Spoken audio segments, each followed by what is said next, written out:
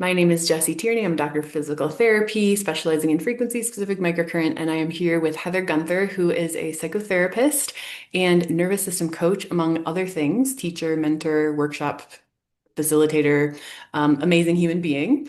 And we're just dropping in for a quick question answer with Heather, with her expertise, specifically in how what her expertise is can support frequency specific microcurrent practitioners.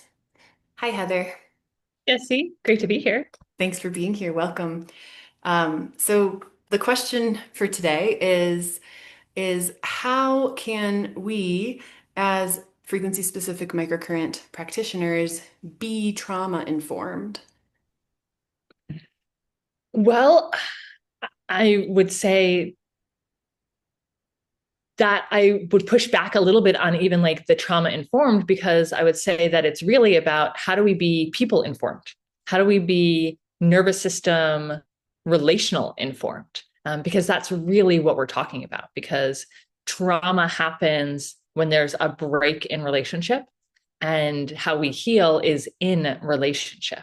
And so the real question then becomes, how do we look at relationships from before we even step into our office with our clients in a way that is offering what Alan Schore calls a neuroception of safety? So that ability to be able to help your cells and your perception of safety come together, right? So that way, when you're in this space, you're able to let your nervous system access some ventral vagal, right? Some connection, sympathetic, right? Some pieces of it's okay to be here. Right? Okay, wow, a lot in there because, okay, trauma informed is such a buzzword, right? It's like such a thing. Everybody's t talking about it, and it's like, how do we incorporate that? And you're saying there's more to it than just that. Can you speak to that just a little bit more? So like, so why call it something else? Or yeah. Because there's anybody who's coming into your office is coming because of trauma, period. If you have an autoimmune disease, if you have any dis-ease, right, in your body, it is because your body is not working at its innate health capacity. And the thing that causes the inflammation, the thing that causes your health to dissipate is that trauma. That's what causes the biggest amount of stress. Relational challenges cause stress, whether that relationship is with yourself or whether that relationship is with others. It's in that creates the stress that can then causes the inflammation that then causes all of the other things. So even if someone were to come in and say, well, I just broke my leg. Okay. If your leg isn't healing properly, that's related to stress. And that stress is related to either a challenge in relationship with yourself or a relationship with others. So you don't actually have anybody coming into you that's not coming in with trauma. And therefore, it's not about being trauma informed. It's about being human informed. It's about being relationally informed. Great. Thank you for that like clarification. I think it's important because anyone who's undergone life is probably has an experience of trauma. And it's kind of like, how are we even defining trauma and all of that? But that's probably getting a little bit too off topic. However, so specifically in frequency world, we have PTSD protocol, we have vagus nerve and concussion protocol or nervous system reboot. We can target different parts of the brain and we have emotional factors and so on. So there is a lot we're able to support with the frequencies, but yeah, at least in my experience, sometimes, many times, that's not all it takes. Like if that's all it took, we could prescribe home units to everyone on the planet and we'd all be healed of our trauma. So maybe speak more about that. Right.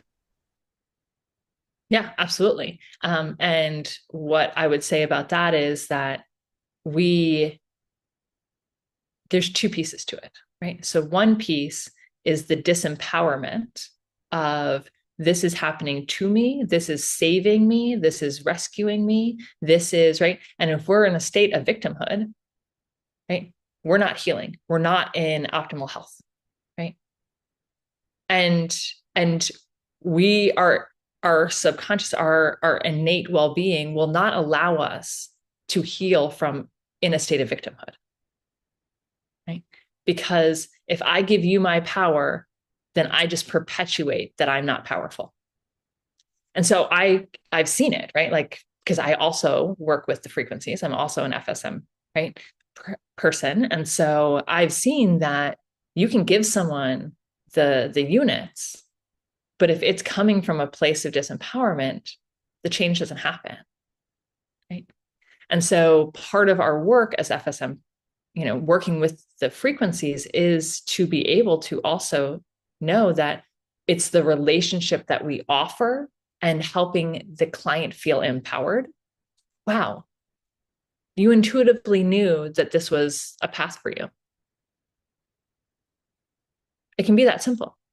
Like, wow, what is your body telling you? Oh, you don't really know how to know what your body is telling you? Great, we'll start there.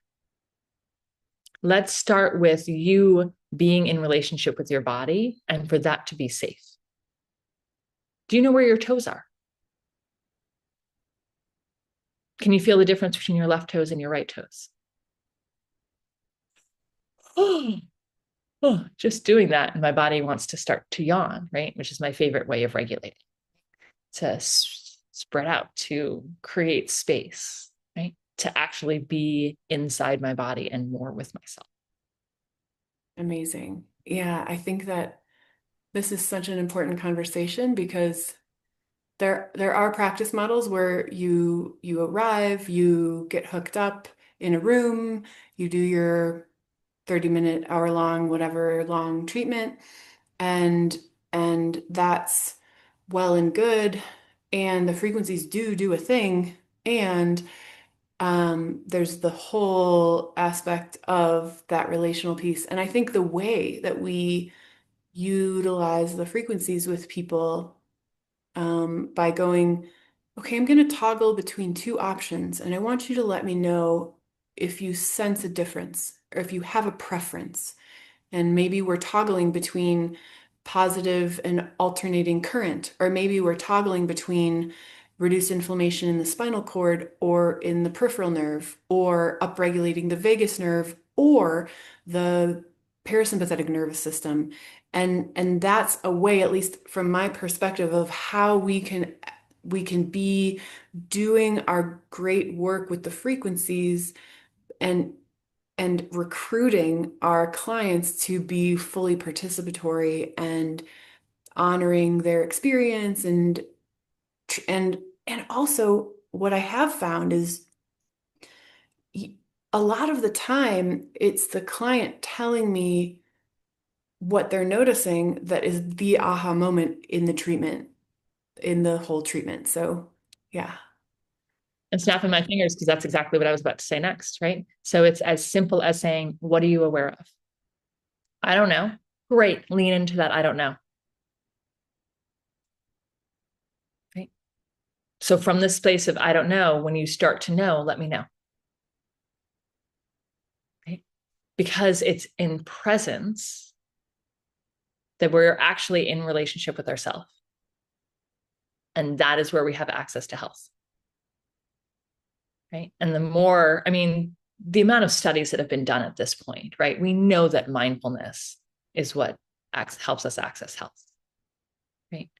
We there I'm sure Jessie, the queen of research, after this will give you an entire resource list full of research that confirms this, right? This is not pseudoscience.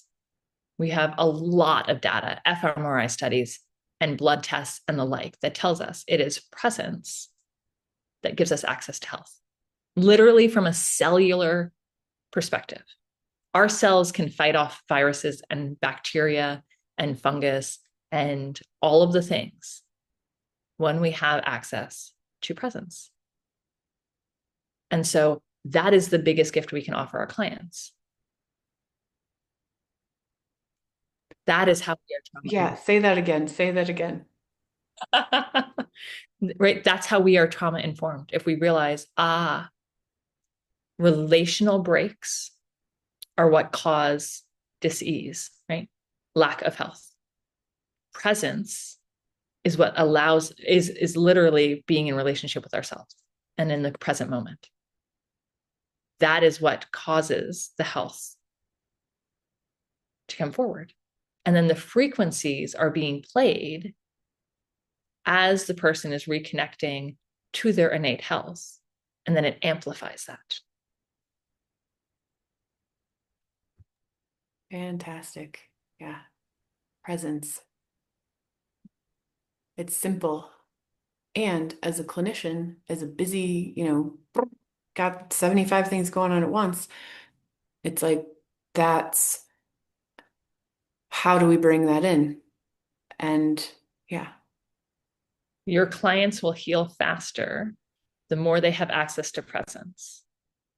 And so it's about shifting that mindset. It's not about the more you do, because you are not the rescuer. You are not the healer.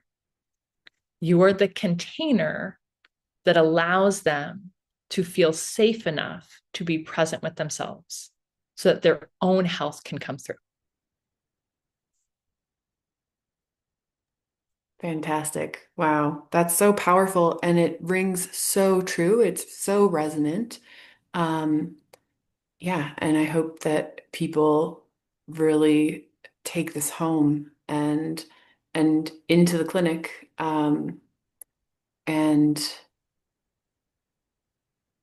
And I know from experience that doing these techniques that it's not even like a technique, it's just being, right? It's like an undoing of all the things.